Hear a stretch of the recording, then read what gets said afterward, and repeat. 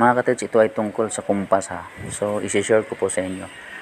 Kasi ang paggamit ng kumpas sa treasure hunting, mayroon tayong tinatawag na case to basis, no? Depende po sa area.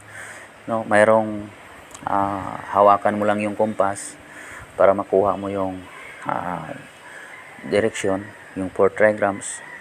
Ngunit, minsan, mayroong kailangan na proseso na sundin, no? Mayroong sinusunod na proseso para matukoy natin ang direction na tinuturo sa sign, lalong-lalot na yung mga sign or mga area na mayroong malaking bato at may markings, no? So katulad nito. So panoorin niyo mga ka-TEDs.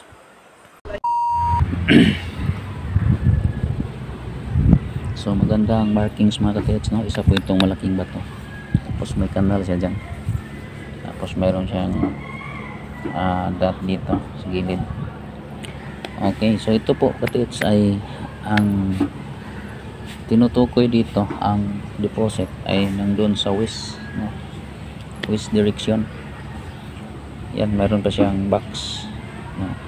And then wala yung isa dito, no? Blanco siya kasi tinapal simento po, concrete, linagyan ng concrete. Yan, o, concrete pa siya. So ito lang ang malinaw. Yan. So kung magkukumpas tayo, kung kukunin natin yung west direction, kapag maganyan lang, hawakan mo ng ganyan, so ang west ay papunta doon, no? So isa sa mga sekreto ng mga Japanese sa paggamit ng kumpas, mga ka-TEDs, ay ganito po, no?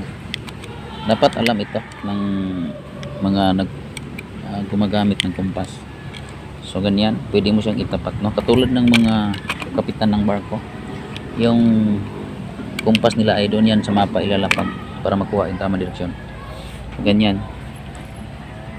So kanina dito yung west, ngayon naman ang west ay nandoon.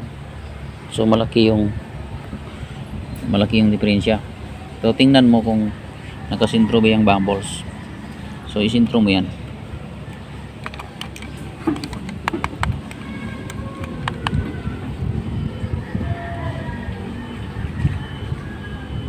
So dapat nakasintro yan. Magbabago yan ka-TEDs.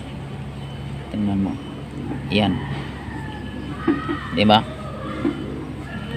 Ayan.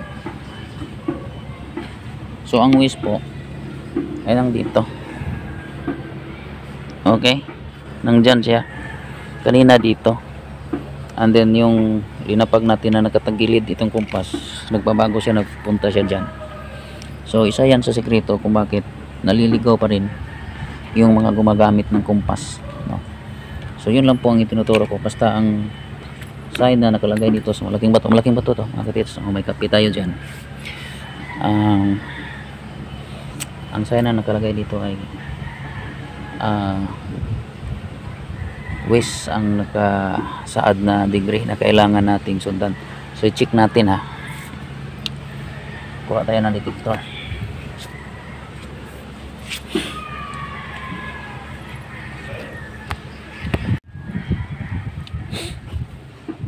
Natin dito sa west. Ito po yung west direction. So yan. So nandito po siya. Okay. So nandito po. Nasa mga 3 meters, no? 3 meters from sa markings. Mula sa markings ay 3 meters. Sa pader na yan. So kung sundan natin yung kanina mga ka-TEDs, maliligaw tayo kasi pupunta doon yung west, no? Maliligaw ka kung yun ay alam mo kung paano malaman ang direksyon na binibigay ng markings, no? Halimbawa, alam mo na west ang binibigay na direksyon, tapos pagkumpas mo mali, pupunta ka doon, no? O pwedeng papunta ka dito kasi mali din yung isa. Okay? So yun lang po. Maraming salamat. Bye-bye, Andres.